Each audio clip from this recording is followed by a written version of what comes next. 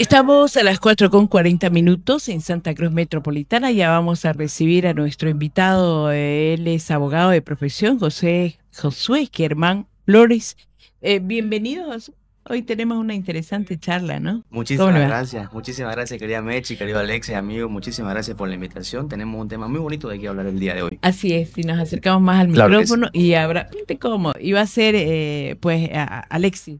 A ver, Alexis, que lo conoces mucho más que yo, a Josué, contarnos, él es un profesional en Derecho, y el tema que se ha propuesto ahora es interesante para desarrollarlo con él. Exactamente, hoy vamos a tocar sobre los autoprorrogados. Creo que fue un tema en el último año, sobre todo cuándo se van, era la pregunta que se hacía.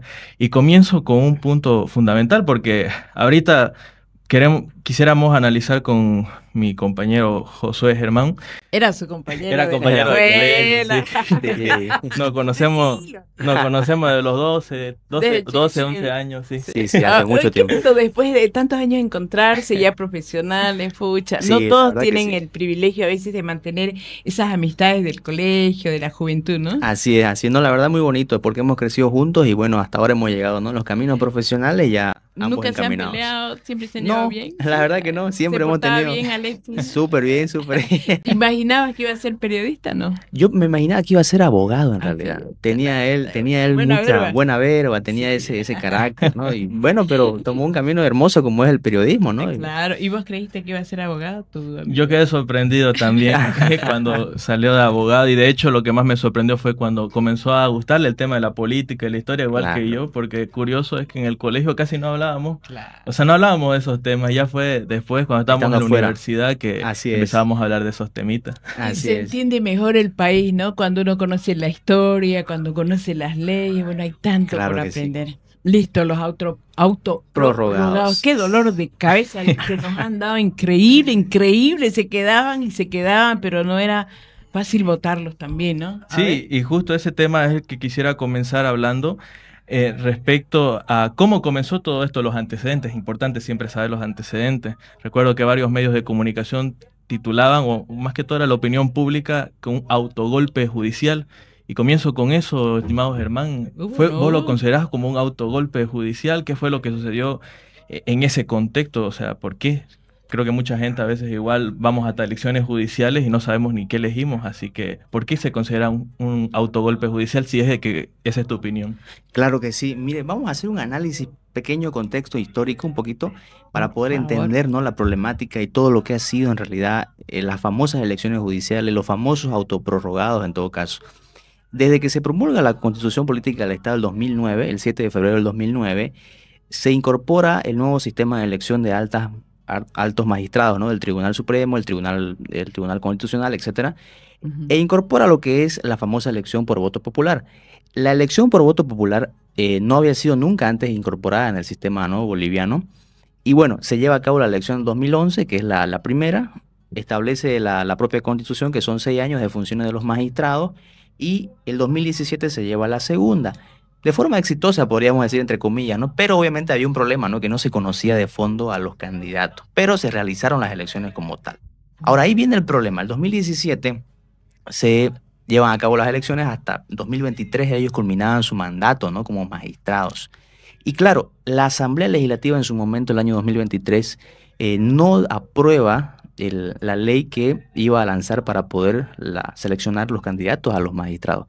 Es por eso que, bueno, curiosamente se emite la famosa autoprórroga en primera instancia por un año, que era del 2023 al 2024. Lo curioso de todo esto, en realidad, es que para entender el contexto del por qué existe la autoprórroga, evidentemente tenemos que analizar un sinnúmero de factores importantes, ¿no? El primero, en realidad, es ¿cómo nace la autoprórroga? Si ustedes se ponen a pensar, la autoprórroga nace porque supuestamente algunos candidatos en realidad fueron vulnerados de sus derechos en la preselección cuando ya se emiten las listas, ¿no?, oficiales. Ellos llevan su carpeta y resulta que la asamblea les rechaza, les observa todo. Entonces ellos, como medios de defensa, presentan acciones de amparo, ¿no?, que son acciones de defensa previstas en la propia Constitución, obviamente, que tiene como mecanismo proteger derechos. Pero fue mal utilizado.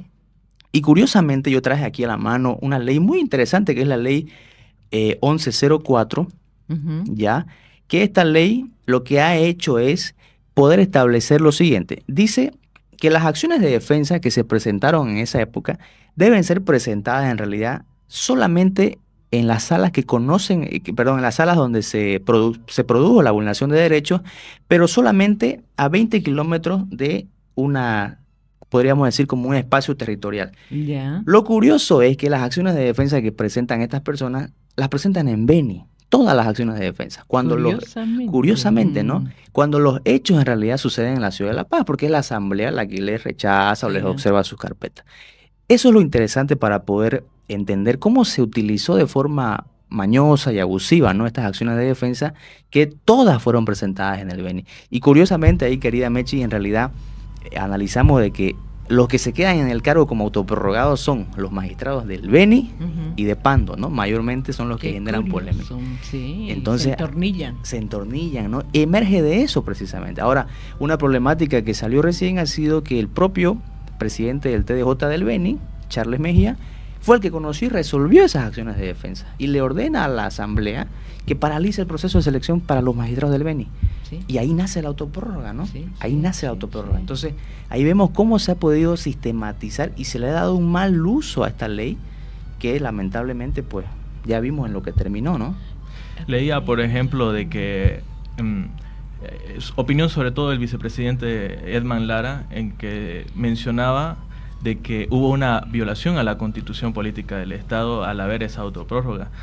Si no puedes explicar mejor esa situación, pero también aprovecho para poder ejemplificarlo, es que quienes habían sido elegidos, como bien mencionabas, para un periodo específico, se acaba su periodo y ellos solitos deciden aumentar o extender, que eso es la prórroga, ¿no? Claro. Deciden extender su periodo de tiempo. Sí. Entonces ahí vemos lo absurdo de esa juez situación. Juez y parte, ¿no? ¿Fueron? Exactamente, juez y parte. Y además, para que la gente lo entienda igual un poquito, cuando uno presenta una acción de defensa, un amparo, una acción de libertad, que son mecanismos que toda persona puede presentarlo, en primera instancia el vocal resuelve la acción y va en revisión al Tribunal Constitucional. Y claro, lo curioso es que en la revisión ellos mismos confirman la resolución que era favorable a ellos, ¿no? Es como cuando terminan y dicen, bueno, nos vamos a ir ya, pero en 10 días. Exactamente. Ajá, y lo firman, ¿no? Y como también decían, lo decía el presidente del Tribunal de Justicia, muchos han tenido un periodo en el que ellos absolutamente tenían el poder, ¿no? Exactamente, no el poder ¿cómo total. Contradecir ese poder durante tanto tiempo de los autoprorrogados? Lamentablemente vemos que existe una malísima interpretación de lo que ha sido las acciones de defensa en realidad, pero en realidad el poder que tiene el propio Tribunal Constitucional. El Tribunal Constitucional tiene una función importante, ¿no? Los abogados lo llamamos como el guardián de la Constitución. En realidad está encargada de velar por el respeto a la norma. Ahora, el problema es cuando se presenta una acción o se presenta un recurso en favor de terceras personas o de intereses políticos. Evidentemente ahí el tribunal ya no es imparcial, ¿no? Ahí ya toma una posición política y evidentemente emite resoluciones, emite sentencias que son favorables a personas, ¿no?, en realidad políticos y personas interesadas en ese beneficio. Y sobre el tema político, algunos mencionan, o ahí estaba leyendo entre las noticias, indicando de que va a haber, al haber un vacío, bueno, como los mismos autoprorrogados cuando aún estaban en el cargo, te mencionaba, por ejemplo, de que Romer Saucedo, presidente del Tribunal Supremo de Justicia, autoridad electa en las últimas elecciones judiciales, les había presentado una denuncia porque hubo unas elecciones parciales. Ahorita el panorama, por lo que tengo entendido, son 9 magistrados que se eligen, 1 por departamento, tengo entendido, y son 5 los autoprorrogados y los otros sí quedaron. Y estos otros 4 que se eligieron en sí no estaban asumiendo su cargo, ¿no? Claro. Entonces ahora de que ellos ya no están, se acabó la prórroga, su autoprórroga la dieron por alto. Un poco curioso ese caso, ¿no? Cómo le dieron alto ellos mismos, pero ahora mi consulta es la siguiente. Entonces, realmente es cierto, como lo decían los autoprorrogados, de que si ellos cesaban sus funciones iba a haber un vacío de poder, que iba a afectar eso en la justicia, porque estamos hablando del Tribunal Constitucional Plurinacional, o puede funcionar con 4 personas? ¿Cuál es esa figura? En realidad es un argumento falso. Ellos en realidad trataron de amedrentar o quizá meter miedo a la población diciendo que el Tribunal Constitucional no iba a funcionar sin ellos, o que ellos tenían la mayoría, o que tenían, por supuesto, el control total. Eso es falso, ¿no? El tribunal ahora funciona con 4 magistrados y la ley lo prevé en el sentido de que incluso puede funcionar hasta con 2, dice, ¿no? En caso de que se tenga cefalías completas y de que se pueda emitir una suplencia en la sala, ¿no? No nos olvidemos que son salas especializadas las que conocen las resoluciones. Ahora, evidentemente la carga va a ser fuerte, eso es verdad, por supuesto, son miles de causas que entran por día. Pero además, permítame, doctor Josué, cuando se ve qué hicieron estos autoprorrogados, resulta que se amontonaron y se amontonaron casos, miles de casos. Exacto. Entonces, ¿qué nos vienen a decir? ¿Que 4 no van a poder enfrentar la situación si ellos no cumplieron su trabajo? Que eso también es algo que el país está conociendo y que indigna, porque el litigante recurre a esa tutela máxima, ¿no?, que le ofrece el país. Así y es. resulta que estos 5 señores se dedicaron a todo menos a hacer su trabajo, porque ¿cómo explican semejante cantidad de casos que nunca atendieron?